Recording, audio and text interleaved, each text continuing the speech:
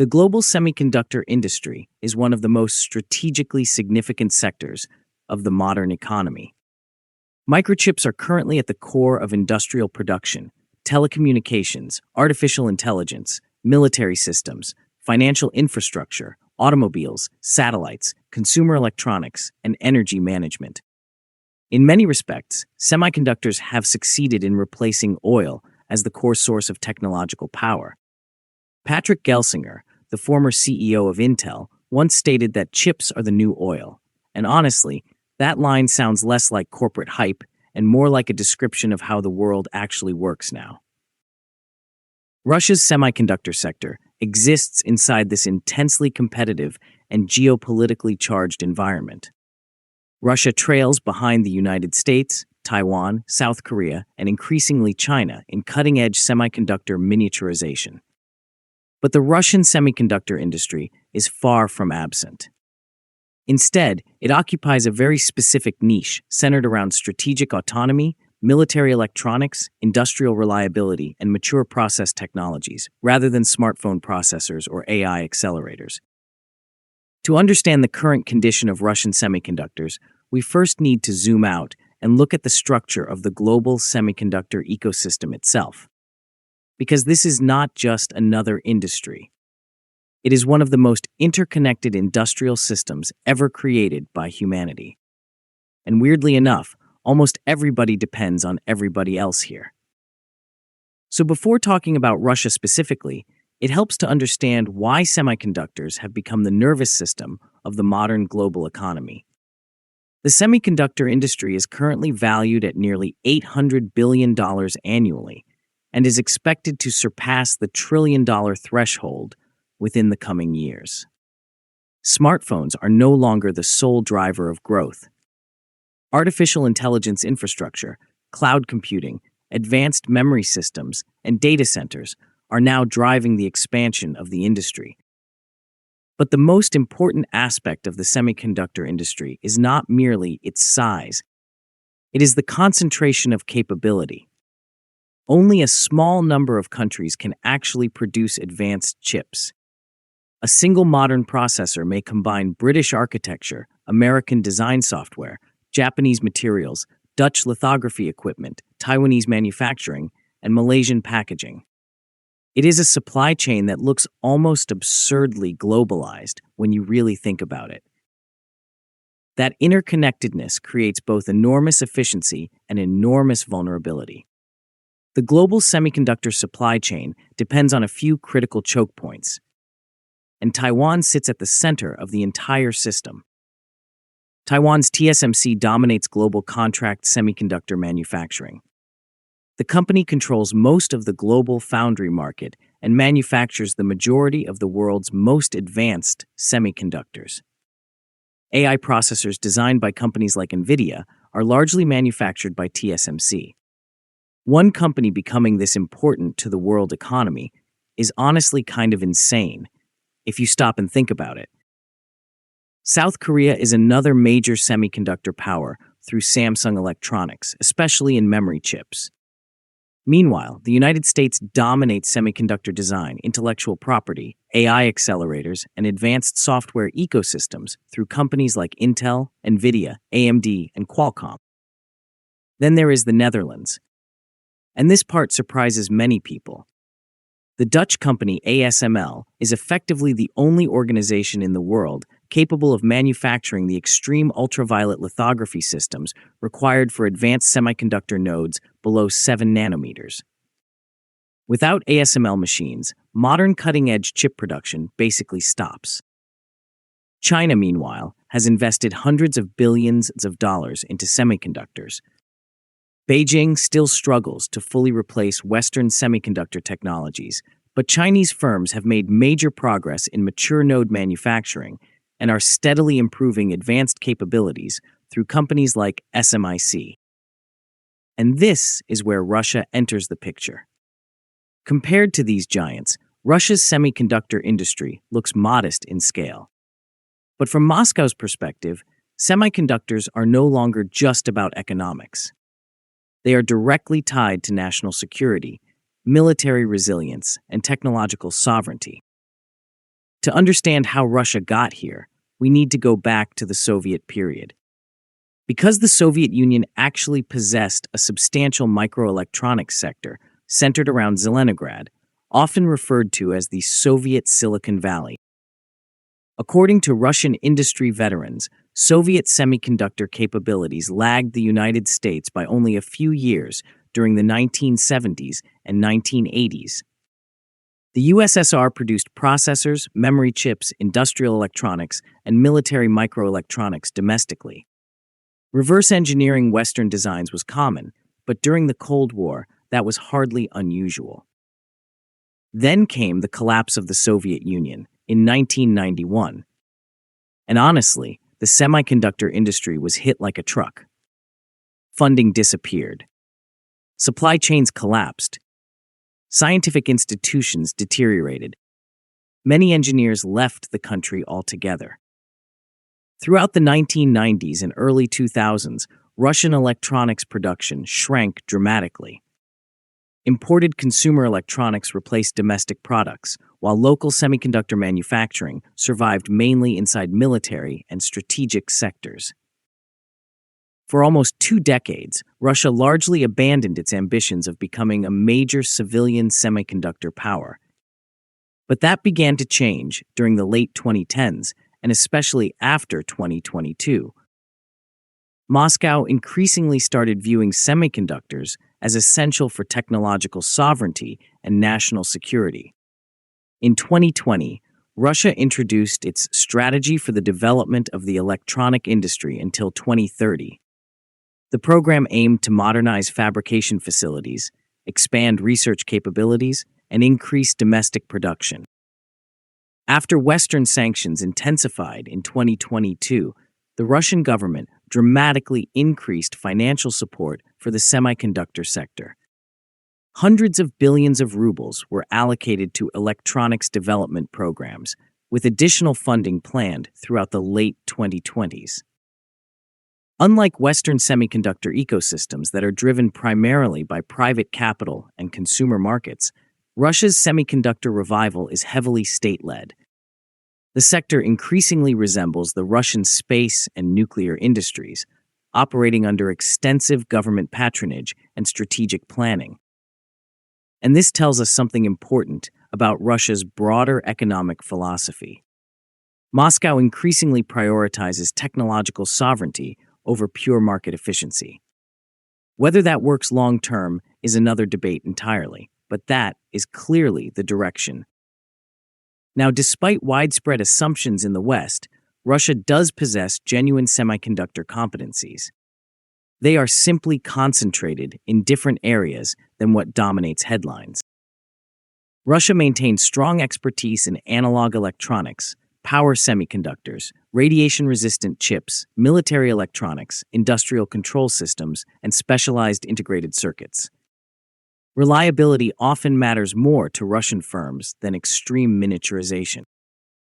The Element Group currently serves as Russia's largest semiconductor holding company, bringing together multiple research centers and manufacturing facilities. One of the most important facilities is Micron in Zelenograd, which remains one of Russia's leading semiconductor fabrication plants. Russian executives frequently emphasize the continued strategic importance of mature semiconductor nodes. Technologies such as 90 nanometer and 180 nanometer processes may look outdated compared to TSMC's 3 nanometer chips, but they remain highly relevant for industrial automation, railway systems, automobiles, energy infrastructure, and military hardware. And this distinction matters a lot. Media coverage tends to obsess over the smallest nanometer numbers because those are associated with smartphones, AI accelerators, and advanced consumer devices. But huge portions of the global economy still operate perfectly well on mature nodes. Industrial systems prioritize stability, heat resistance, longevity, and reliability over raw transistor density. Russian semiconductor firms are increasingly positioning themselves within these markets. Russian manufacturers also claim that some of their components outperform imported Chinese alternatives in harsh industrial conditions involving oil extraction, chemicals, or extreme temperatures. Whether every claim holds up or not, this is clearly the market segment Russia wants to dominate, rather than competing head-on with smartphone giants. But now, we get to Russia's biggest weakness: advanced manufacturing. The most critical issue is lithography. Russia lacks domestic equivalents to ASML's cutting-edge lithography systems, and therefore cannot manufacture truly advanced chips below modern, leading-edge nodes. Russian fabrication facilities generally operate far behind global leaders in terms of process technology. While TSMC and Samsung are mass-producing 3-nanometer chips and preparing for 2-nanometer production, Russia remains focused largely on 65-nanometer, 90-nanometer, and larger processes. This gap matters enormously in artificial intelligence, high-performance computing, advanced mobile processors, and cutting-edge consumer electronics. And there really is no easy shortcut around this problem. Russia also remains heavily dependent on imported semiconductor manufacturing equipment, specialty chemicals, precision materials, and software tools. Western sanctions have made access to these technologies significantly more difficult. Electronic design automation software from companies like Cadence and Synopsys remains extremely challenging to replace domestically. Altitude Addicts has repeatedly pointed out that semiconductor ecosystems are not built overnight. They require decades of accumulated industrial capability and international integration. As a result, Russia's semiconductor ambitions are constrained not only by funding, but by the sheer complexity of the modern chip ecosystem itself. The most important comparison for Russia is China. Both countries face sanctions and technology restrictions from the West. But the scale difference between them is enormous. China possesses one of the largest electronics manufacturing ecosystems in the world. It has massive domestic demand, integrated supply chains, extensive industrial infrastructure, and vast financial resources. Chinese firms manufacture smartphones, networking equipment, servers, and consumer electronics at a global scale. Russia simply does not have this industrial ecosystem. Chinese semiconductor spending reaches hundreds of billions of dollars, while Russia's investments remain comparatively modest. Yet, there is an important strategic distinction here. Moscow appears less interested in competing directly in the consumer electronics market. Russia's strategy increasingly focuses on industrial electronics, military resilience, and strategic autonomy rather than overtaking Apple, Samsung, or NVIDIA. Compared with the United States and Taiwan, Russia's semiconductor industry exists in an entirely different technological category. The United States dominates semiconductor architecture, AI accelerators, advanced software, and intellectual property. Taiwan dominates advanced manufacturing itself. Together, the United States and Taiwan form the core of the modern digital economy. Russia currently lacks the industrial scale, manufacturing sophistication, and international integration necessary to compete directly in advanced commercial semiconductor markets. But Russia's semiconductor strategy was never really designed to replicate Silicon Valley or Taiwan exactly. Its priorities increasingly resemble those of a strategic defense industry rather than a consumer technology ecosystem. And honestly, this is where a lot of outside analysis misses the point. Altitude Addicts believes Russia is not trying to become the next Taiwan. It is trying to ensure it can survive technologically under long-term geopolitical pressure. Western sanctions since 2022 accelerated Russian import substitution programs dramatically. Russian firms expanded domestic alternatives for industrial controllers, power electronics, microcontrollers, and military-grade chips. Parallel imports through third countries continue supplying certain foreign semiconductor components as well. At the same time, sanctions created serious pressure on Russian electronics producers. Advanced foreign chips became more difficult and expensive to obtain, disrupting industries that depended heavily on imported electronics. This pushed Moscow toward deeper cooperation with China and other non-Western suppliers. But sanctions also revealed a broader reality. Even advanced economies struggle to achieve complete semiconductor independence. The semiconductor industry is so deeply interconnected globally that genuine technological autarky is extraordinarily difficult even for China, let alone Russia. And yes, that probably sounds a bit less dramatic than some headlines, but it is the reality. Looking ahead, Russia's semiconductor future will likely depend less on competing directly with TSMC or NVIDIA and more on securing sustainable strategic niches. Russia is unlikely to become a global leader in cutting-edge AI processors or smartphone chips anytime soon. The technological barriers and financial costs are simply too high. However, Russia may continue developing competitive positions in military electronics, radiation-resistant aerospace chips, industrial automation systems, power electronics, analog semiconductors, and mature node manufacturing.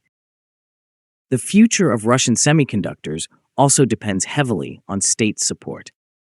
Unlike Silicon Valley or Taiwan's market-driven ecosystems, Russian microelectronics remains closely tied to government procurement and strategic planning. In many ways, Russia's semiconductor industry reflects the broader transformation of global technology itself. Semiconductors are no longer just commercial products. They have become instruments of geopolitical influence, economic resilience, and national sovereignty. Russia clearly understands this reality. The real question now is whether Moscow can transform strategic awareness into sustainable technological capability in a world where semiconductor leadership increasingly shapes economic and military power. And honestly, that question is going to matter far beyond Russia alone. If you like this video, please like, share, and subscribe the channel. Please also take the channel membership to encourage us. Last but not least, please hype this video if you are watching on a mobile device.